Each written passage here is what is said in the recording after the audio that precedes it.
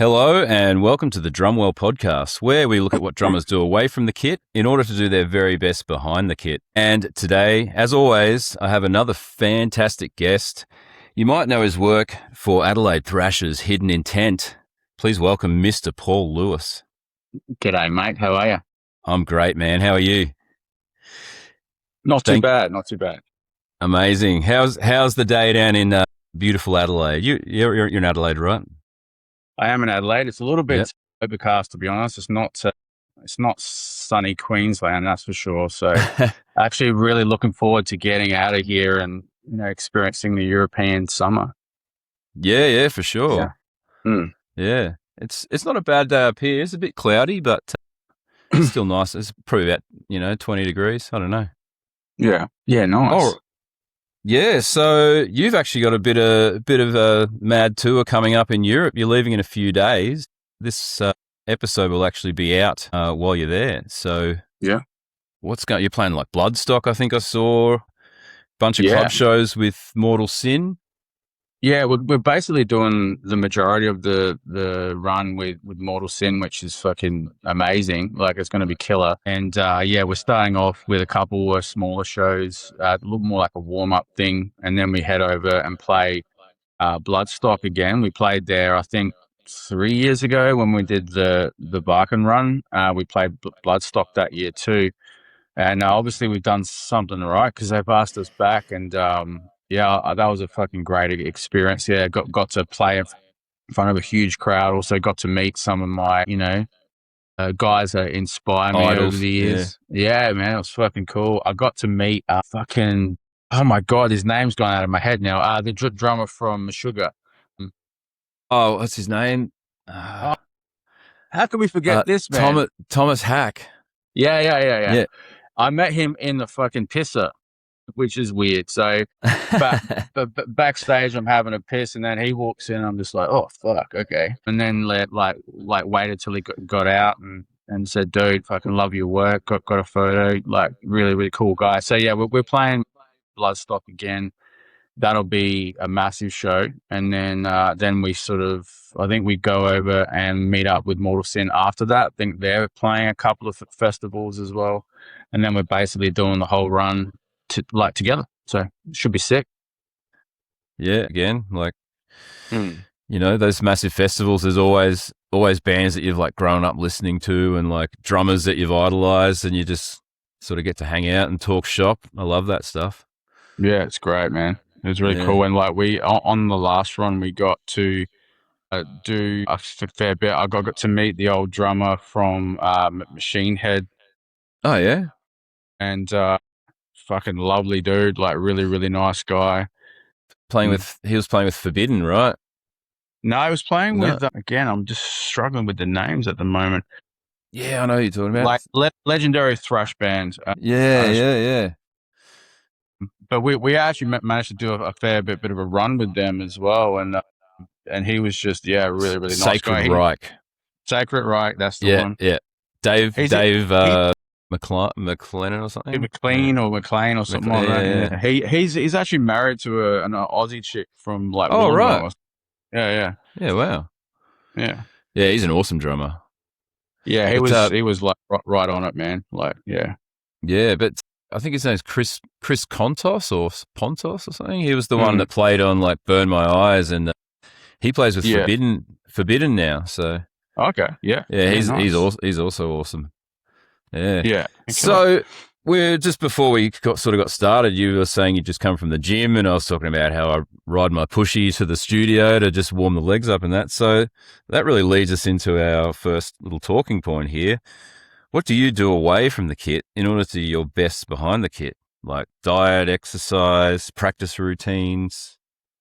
Honestly, like I probably do more like workout things and just try to keep my body in shape. I wish I had like some really awesome, fantastic drumming sort of routine that I do, but I think now these days it's more about like just maintenance and stuff, just keeping myself to a certain level of speed and stuff like that. We're not really pushing the boundaries too far in this thrash after all, so just maintaining that sort of level of speed with my hands and my feet. That's pretty much what I'm doing. But I do go to the gym quite often, and I've always kind of tried to keep my body fit and stuff like that, just to handle longer sets, and just because the band does do a lot of touring, like back to back to back, just trying to be smart about that, and just making sure I'm not getting tired too quickly and all the rest. So a lot of endurance stuff, I guess. So yeah. But I've always done it actually from home. I've got a home gym, but I've me too. I've started going out though more to actual gyms, because I've just got more stuff, that I can use. So I've started doing that a lot more fairly recently, and just keeping everything moving and well oiled, I guess you'd say. Yeah, for sure. As you get older, it gets harder, so. Yeah, but to be honest, like I've sort of found, especially with my movement, I sort of do different movement a lot. Like I try to mix it up. I know, AI is a topic and all that, but I've actually been punching into AI, just like, I want to, work these muscles, like I want to build forearm strength, and like I want to build the hip flexors a bit more. It's like, give me specific exercises for that, and then make a workout routine. And I've been doing those sorts of things. I've actually done pretty much exactly that. Because I wanted to, like, I've always struggled to put on weight, because I've always been just skinny, and so I wanted to try to put on more weight. So I pretty much did the exact same thing. I said, I want to put on a little bit more weight, a little bit more muscle mass to help me sustain playing and all of the rest. So what are the exercises I need to do? What does the food look like? So I've put that across like 3 different AI things to try to get different, see what if there was some commonalities in there, and then I put them all together, and I kind of got this routine that now I've stuck to really, really well.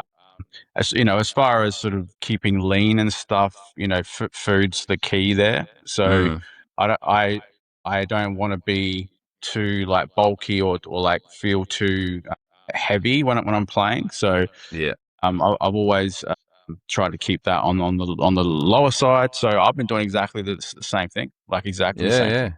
No, it's kind of cool. Like I've obviously seen specialists and gotten their ideas. I do programs that I see that sort of friends have either posted or whatever, try all those sorts of things. But I really like mixing it up, because I find that I did get a bit stagnant for a while and sort of did the same routine all the time. And it was like, yes, it's maintenance, but I need to not so much push myself so I'm sore. Like I do get sore from time to time, but not so much like all the time sore trying to build or anything, but just working certain things.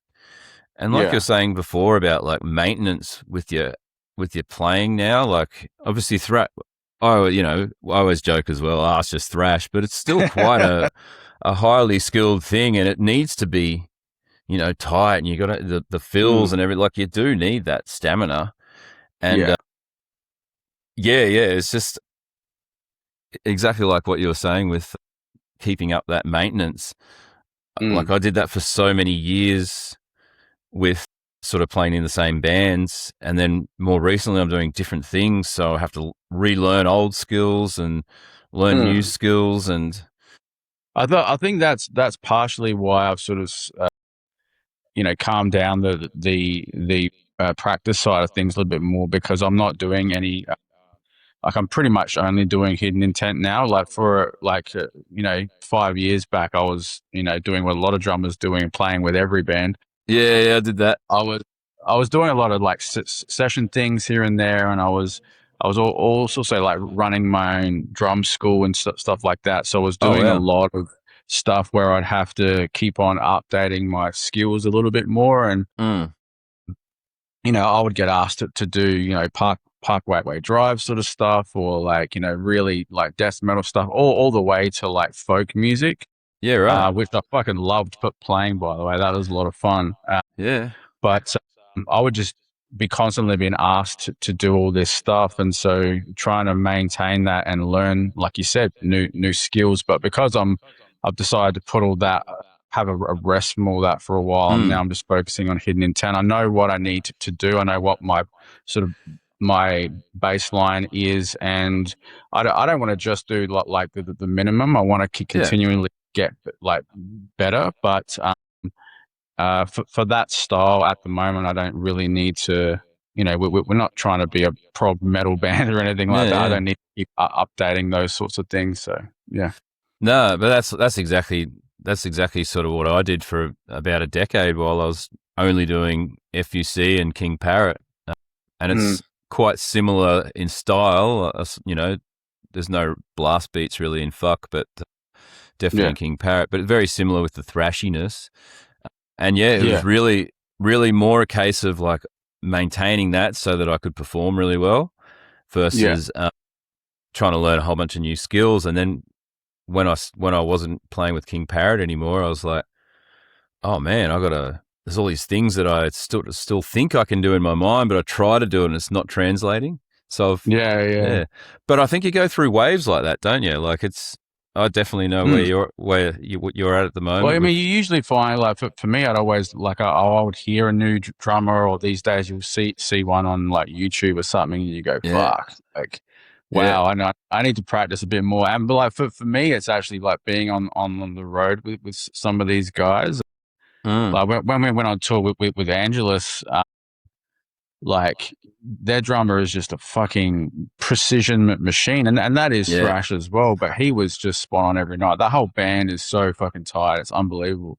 And so I would get inspiration from seeing these guys play, and a lot of other like drummers that we've come across, and it's just like, wow, these guys are incredible, and they're constantly like getting better and trying to push the envelope, and that's inspiring, because you can get a little bit like, you can get into a bit of a lull where it's kind of like, oh, it's just the same thing again. So just trying to find things through social media, which I'm not a massive fan on personally, but I don't really class YouTube as social media. But anyway, you go on there and you find these guys, and it's just incredible the amount of information that's out there.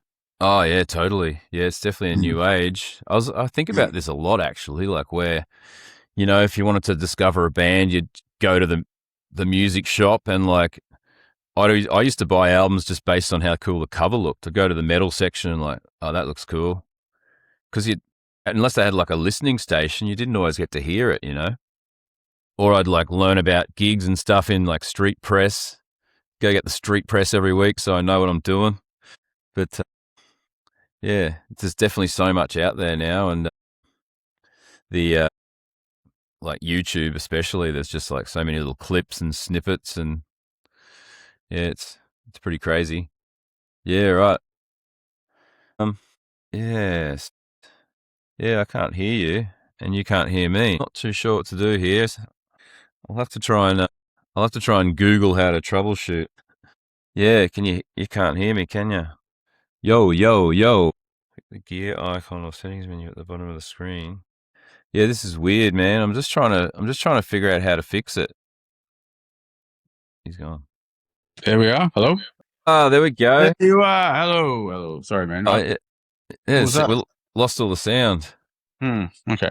All good. Yeah. So where were we? So you're saying that you were finding like drummers and stuff like that as well? Oh yeah, like just like stuff on YouTube, those little like shorts and stuff. I've actually found a whole bunch of these dudes that do those little. It's like they'll do a fast fill, then they'll slow it all down. Yeah. Yeah, and I'm like, oh, this is cool.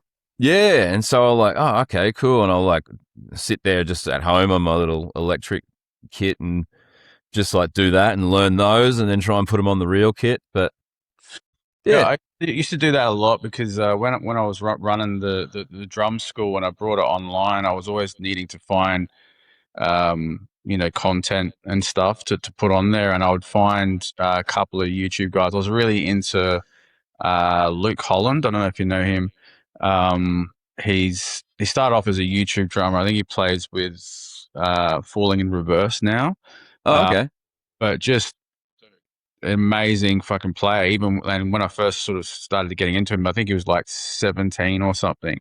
And just as he's got a really like linear style of playing, like everything's really like linear grooves, linear feels. Yep.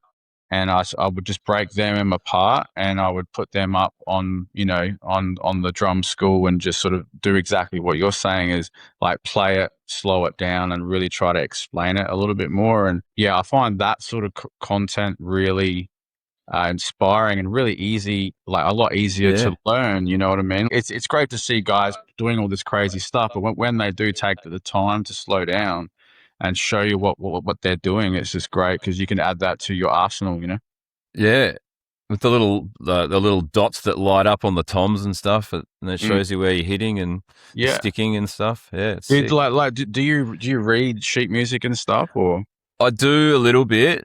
I did when I was a kid, but I can't like sight read anymore. I can sort of sit down and decipher it, but yeah, I'm not up to scratch with sight reading. But yeah, I do read a little bit.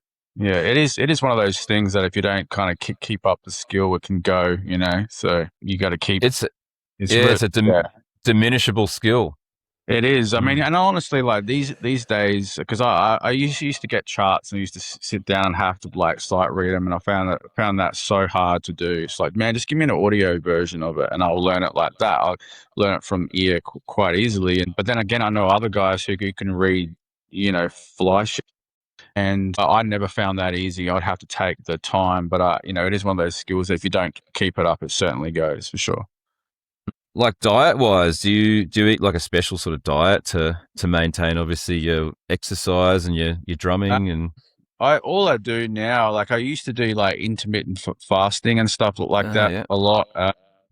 But because I'm trying to now put on weight, I don't really worry about that. But like I said, I put everything into Gemini, like the AI, and I just I track everything there. So with that workout plan that I said before, it's also got the nutrition, and I just put in sort of track it as I go, and so we know exactly how much protein and calories I need to have every day. And I'll sort of say, hey, I've got, you know, spaghetti bolognese, or I've got tuna here. Like, what's the best thing for me to eat right now to keep under my targets and whatever? And it will just suggest maybe these things. So, and as I go throughout the day, sometimes I'll like take photographs of things that I'm going to eat, and then it'll immediately say whether it's got good nutritional value or not. So yeah, right. It sounds like complicated, but it's actually really, really easy. But previous to that, I was doing intermittent fasting a lot. You know, I'd do that, and I wouldn't eat until like 1 or 2 in the afternoon. So right. I sort of accidentally fell into a bit of intermittent fasting just with my work hours, because it turned out it was just easier that I had my dinner at like 3:30, and then I could just, because I work afternoon, night shift, so then I could just sort of power through that last half of my shift. So yeah, and then I wasn't really eating till I was like in the morning, so I was getting like that sort of some days 14-hour or 16. Because once I realized I was doing it, I was like, hey, I could actually refine this. So I did it for a while. I sort of kind of do it still. Yeah.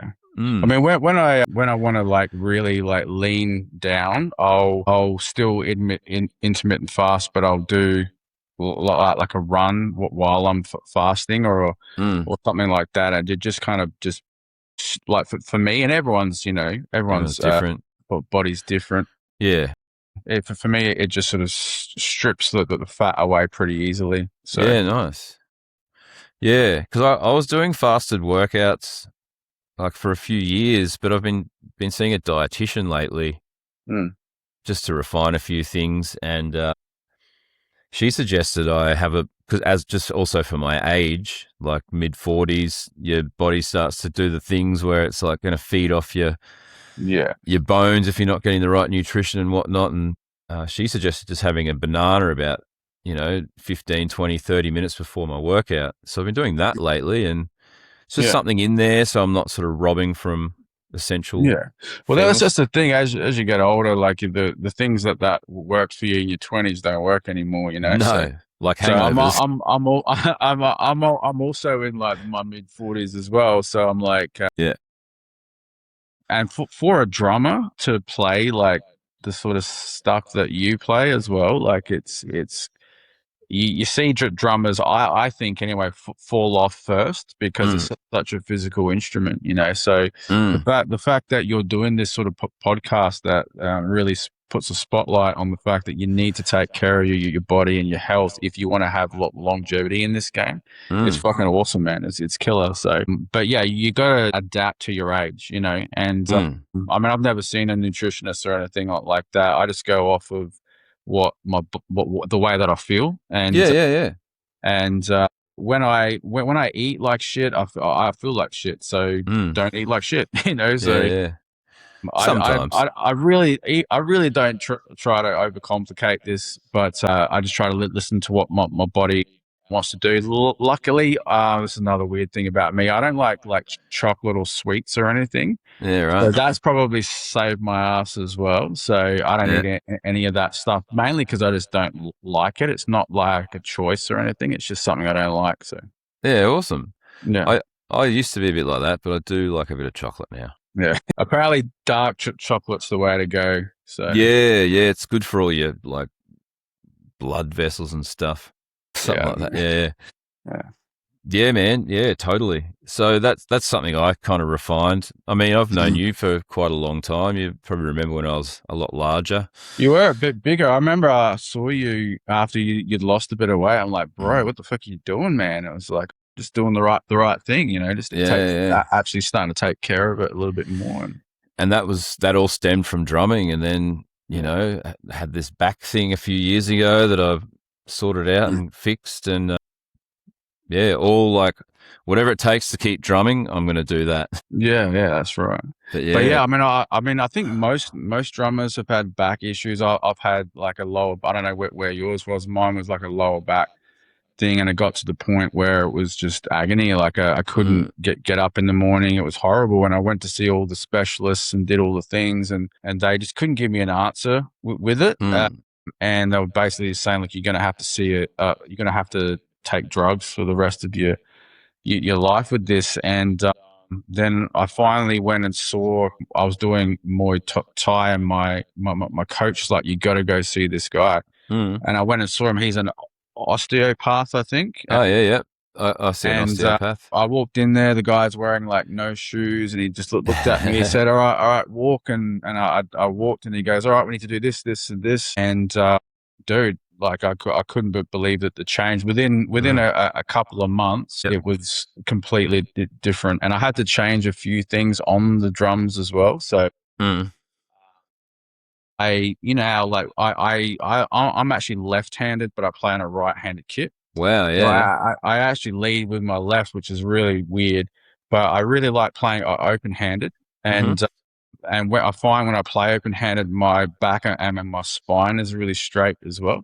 Yeah. Rather than having my hands crossed over, and I'll slightly turn like this, and you know, being slightly turned like that, and doing like the double bass and all the rest, it just isn't great for my back anyway. So, so I made the adjustment to put a hi-hat on my right, and just try to keep my spine as comfortable.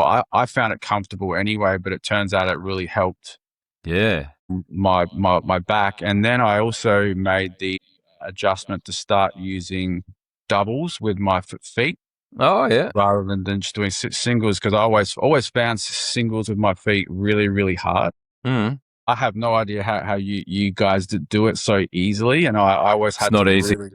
Well, it's good to know that, but I used to have to work real hard. There you are. Yeah, sorry. No, all good. It would seemingly take me a lot longer than I'd see other guys, you know, to really get to, you know, to 200 and up. So I started to look into other ways to go about it, and plus I knew that it would probably help my back a little bit more. So I like bought a DVD from, like, do you know Jared Falk? He does the Drumeo stuff.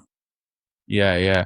So back before Drumeo, I actually bought a DVD of his, and it kind of taught me how to do that. And awesome. I personally found it pretty straightforward. Yep. I know a lot of guys, a lot of drummers ask me about it all the time. Like, how the fuck do you do that? And I just find it, I don't know how you guys do the way that you do it, you know? So, yeah, like I've sort of dabbled with double strokes, but probably not enough to get it consistent, because like anything, you got to practice it, I guess. And like, yeah, I haven't really done it. And I don't know. I'd like to though. I reckon that's pretty cool. It's something. I mean, when I first sat down and did it, I found it, like I said, pretty straightforward. I didn't get it straight away, but I could see the potential in it, and this was like, you know, years ago, and now it's become a really, you know, popular thing. A lot of drummers are doing it. It always causes some sort of debate as well about whether it's cheating or not.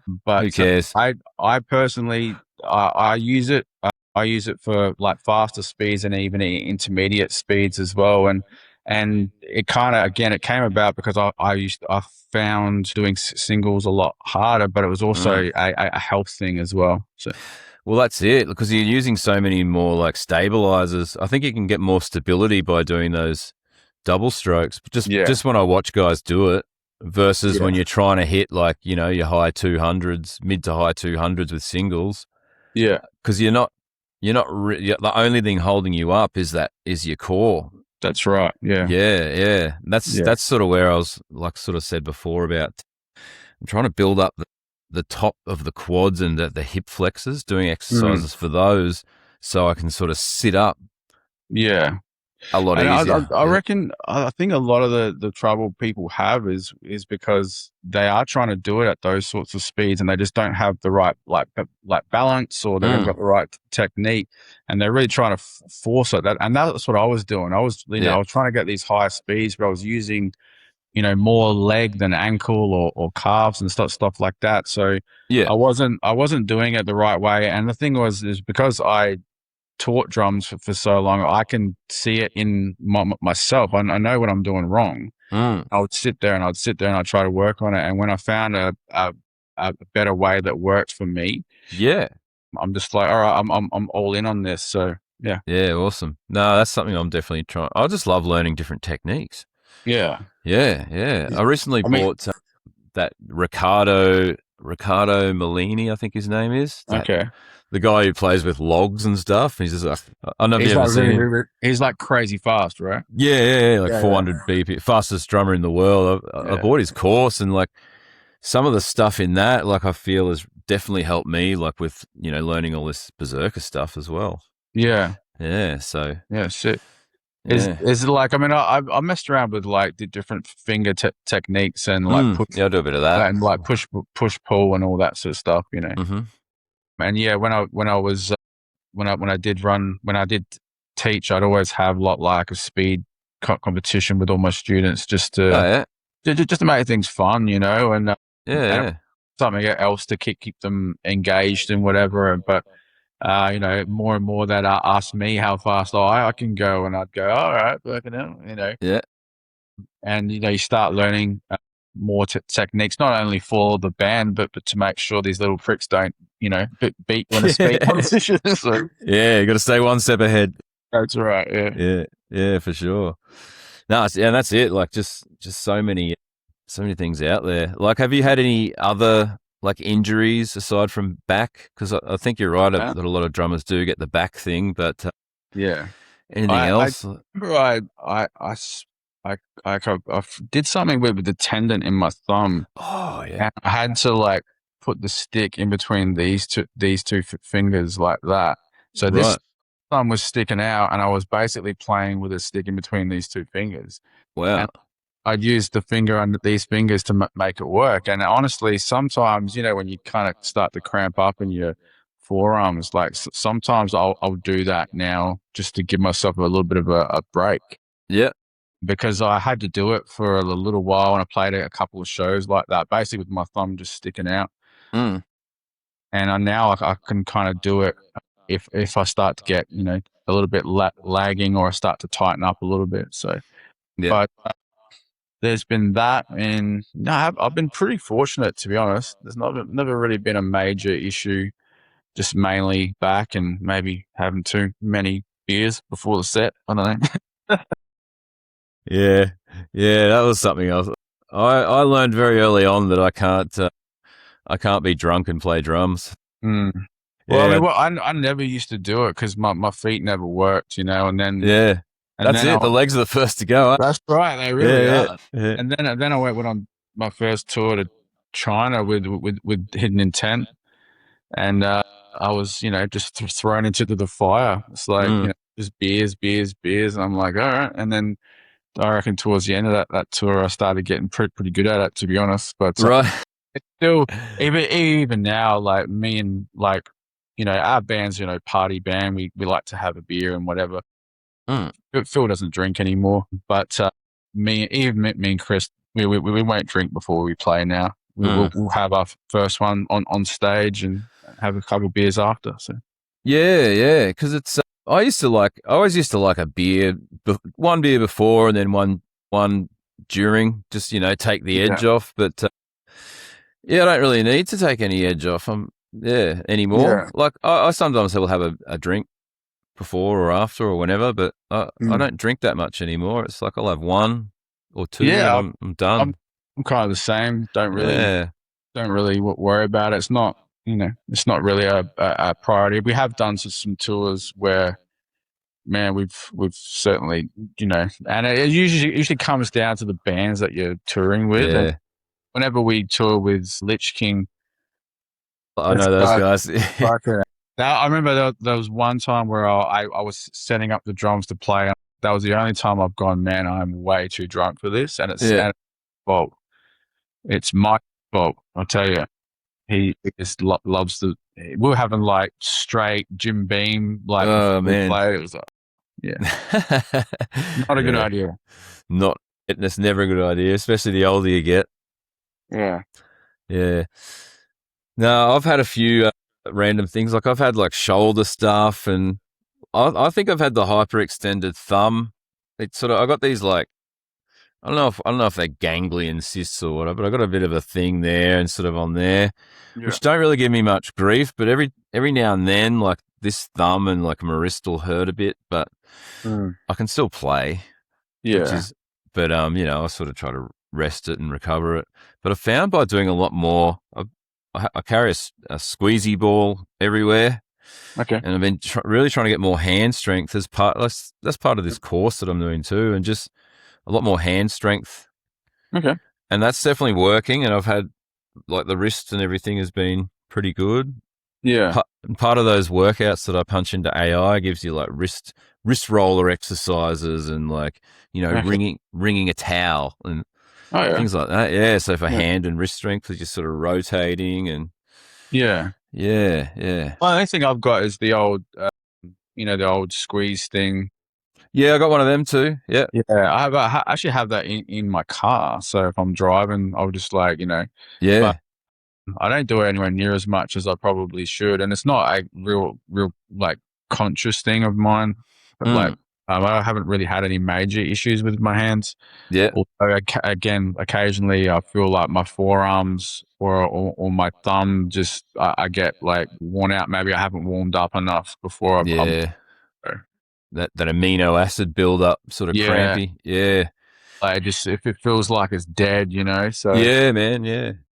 And then you just try to just get through the song and just give yourself a couple of minutes to recover. And then I'm fine after that. So, but I mean, for me, it's more about just like before the set, it's just more about getting the blood flow, so push-ups and just, just a little bit of stretching here and there. But that ball idea though, that's actually a pretty good idea. I might have to get one of those. Yeah, I just somehow ended up with heaps. So I've got like one in my work bag because I drive a truck half my day. So I've got one of them and one of the squeezy things, rubber bands and doing these ones. Oh, yeah. It's another one I've been doing.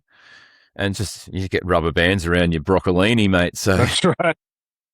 Yeah, so I just use one of them and then it snaps and I grab another one. But yeah, just little things that I can do. Like everything's automatic now. Like, and half the time I'm sitting in traffic, so I'm just doing that at the same time as I'm like you don't even think about it, but you're getting a little sort of all up your forearms and your hands, and it's like the what was that movie with Sylvester Stallone? And he's got the arm. Over the Top? Over the Top, yeah. Yeah, how good's that movie? Yeah, and he just strengthens his grip. Yeah, that's I love that movie. So, all I can see now is you in the truck, like just doing that, you know. Yeah, man. Me in the truck arm wrestling Sylvester Stallone. That's right. Yeah. So we touched on it before, but top tips for longevity. What would you suggest?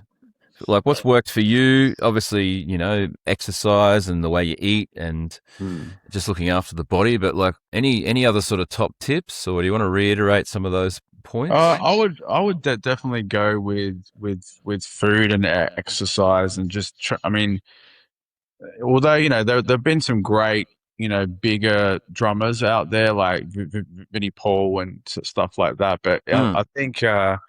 You know, even like Gene Hoglan, when he was like bigger, he started to lose weight, I think, because he really needed to keep, you know, that stamina up a little bit more. So I think just trying to keep your body healthy and, you know, just all the basic stuff, eating right, like don't eat like shit, all those sorts of things. They're the obvious ones, and I think we all know that we should probably do that, you know. Yeah. But I think one of the biggest things is really listening to your body as you get older. Because again, like we said before, like your body is not going to react the same way it did when you were 20. So, no. But I think just general health like that's going to give you a lot of longevity for sure. I don't know. And also just, I think like just maintenance, the basic stuff on the kit. You know, singles with the hands, however you do your feet, whether it's singles or doubles, like I do it and stuff like that. But I think it really does come down to what sort of music that you're playing overall, to just try to keep the fundamentals of that style up, you know. One of the things for me was I knew that my balance wasn't that great, so I tried to work on that a little bit more, because as soon as your balance is out, then you're going to start relying on muscles that you're not really supposed to be relying on, like your lower back, you know. So little things like that I would probably say, but for me personally, it's more about just keeping fit and eating right. So yeah, I think like you're saying about how your body sort of accommodates for muscles that aren't firing properly. Like, my core strength and hip flexors, I really have been focusing on a lot for years, but even more so now. And I still find things that are difficult. Like, I can do knee raises, you know, hanging knee raises, but then trying to do it straight legged, man, that's really hard. Yeah. But then like you see a kid do it, you know, like swinging on the monkey bars or whatever, and they just like legs straight up because. So I'm like, I need to get those muscles firing again. And well, that was the thing, and that was one of the things that my osteopath back guy was saying. He goes, you know, this is stuff that we've kind of unlearned because we all used to do it when we were kids. Yeah. So all of my issues with my back were down to the fact that I was drumming the way that I was. So again, I was like slightly off. I was doing Muay Thai, which is heavily, you know, on kicks. I ride motorbikes and I'm always hunched over, you know. So this is my back issue was a product of the habits that I was doing every day. I started to work online a lot more, so I was sitting down, you know. So just little things like, you know, making sure that you're aware of what you do every day, and if you keep doing that, you're going to probably have issues unless you, you know, take some sort of steps to undo that. So you can't sit down all day. You just can't. You need to get up and down. You need to move around. You need to stretch, you know. So yeah, man. Yeah, it's so important.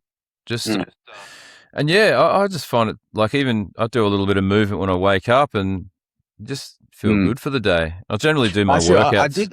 I did watch one of your things. You were talking about your morning routine. That was interesting. I have a similar thing, but it wasn't as intricate as yours. So. Right, yeah, mine sort of changes all the time. Like, I still do the lemon water with a bit of ginger. That sort of like rehydrates the body after sleep, and then I do a meditation, but for the last 2 weeks I've been doing this one. It's like, I forget, it's a Chinese one, Zungzat. I'm going to fuck it up if I try to pronounce it. but it's basically a standing meditation where you kind of stand, you position yourself as if you're sitting on a bar stool. So you sort of push your pelvis forward and stand and then stare. And I'm just like staring into the sky. Yeah. It's really cool. Like you just kind of like really relax. Like I actually almost find, because I don't do heaps of meditating, but I do a little bit just to get a bit of silence to start my day. I'm the same. I'm not massive on it, but I need a moment in the morning to just set my day up. Yeah. And I find if I sit down and I just have some quiet, like I can't interact with anyone for at least the first hour of the day. I need to get out. I always, grab my coffee and I go on the balcony and I plan out my day. I just have that moment, and then I just try to meditate or mindfulness, whatever you want to call it, for a little bit, and then I'm usually pretty good after that. I've done it for several years now. That and some breathing exercises. Yeah, and I'll generally do my workout, after the first hour of being awake, because it's funny. I've said this before, but I find I can lift heavier in the morning than in the afternoon. Okay. Yeah. So, like, let's say I've got like 80 kilos to do a deadlift. I'll smash it in the morning, and in the afternoon, I'm like, oh man, this is hard, and take some weight. Like, I don't want to hurt myself, so I take some weight off. But it's, I don't know, and everyone is different. But I've just found that, and because I work afternoon, night shift, it's definitely more like easier for me to get a workout in the morning. Yeah. But I kind of prefer it as well. I just just trying to fit it around everything, But I used to do all my workouts at night, and it was just such a pain in the ass, And the other thing is that at the end of the day, you get that kind of endorphin rush when you want to try to be able to calm down, because you want to be able to go to sleep. So so I try to do it basically whenever I can, but I have to try to do something every day. So. Yeah, I try to do something every day. I talked to Pete Kostick, he drums with Regurgitator a couple of months back, and he was talking about how he's always been into yoga. And so I've started doing that with my partner on the weekends. So it's light and, gets you moving, but I'm not, like I was working out 6 days a week, like, had Saturdays off. But now I do just yoga on Saturday, Sunday, and it's light, but it's still something. And it's But then through the week, I'll do like all my drum stuff. I go for a run. I ride my bike to work. Just heaps of little things. Even just going for a walk. Like I pretty much walk every morning just to try to. Again, that's part of my routine, and just getting the body moving and trying to get the steps up. So. Even that it's awesome. So it's amazing, especially in the morning when the sun's just come up. Like you're getting that sort of blue sky, a bit of vitamin D. Yeah, and that's just the act of moving forward is what humans are made to do. So, well, I mean, the last thing that I want to do in the morning is, I mean, again, I'm not really into like social media anymore. I don't really do that. Like people usually find me in the band, but. I'm just amazed at how many people still roll over, grab their phone and start. I don't understand that at all. Like I feel like your mind's being kind of hijacked before you've had a chance to get your day moving. Yeah. And rather than you controlling your day, you're kind of reacting. And I mean, everyone's different. I'm not saying, not giving anyone advice on what they should do with their lives, but like that, for me, that just doesn't work. It doesn't make any sense. So for me, I don't check emails or anything like that for a while in the morning, because I just need to start my day on my terms. And then after that, then I might let the world in after that, I'm exactly the same. Yeah. I do use my phone because my alarm is on my phone, so I turn that off. Yeah. And then I use a meditation app with breathing exercises as well. But I basically start it, and then it just sets a timer, and when the timer goes off, that's when I'm like, oh, snap out of it. Yeah, cool. but that's about it for phone in the morning, and then I've been doing a lot of speed building exercises lately, just at home on the pad or on the electric kit. So I'll use a metronome on the phone for that. But yeah, like you, I don't connect with the whole world until probably a good 3 hours after I wake up. Yeah, it's nice. It's sort of, I appreciate. It is nice. It's peaceful, So I mean, ever since I stopped, using social media. I don't know, man. I just, there's just so much stuff that everyone seems to be, worried or concerned about that doesn't really matter. It's like people need something to complain about. And I personally find that social media can be used really, really well, but unfortunately most of the world don't use it in the right way. And again, this is just my personal opinion, and I am the only one that, that I'm aware of who doesn't really use social media, because it doesn't really connect with me anymore. But when I was doing the drum school and stuff like that, I was on there all the time, because I do realize it's part of trying to build a community and stuff like that.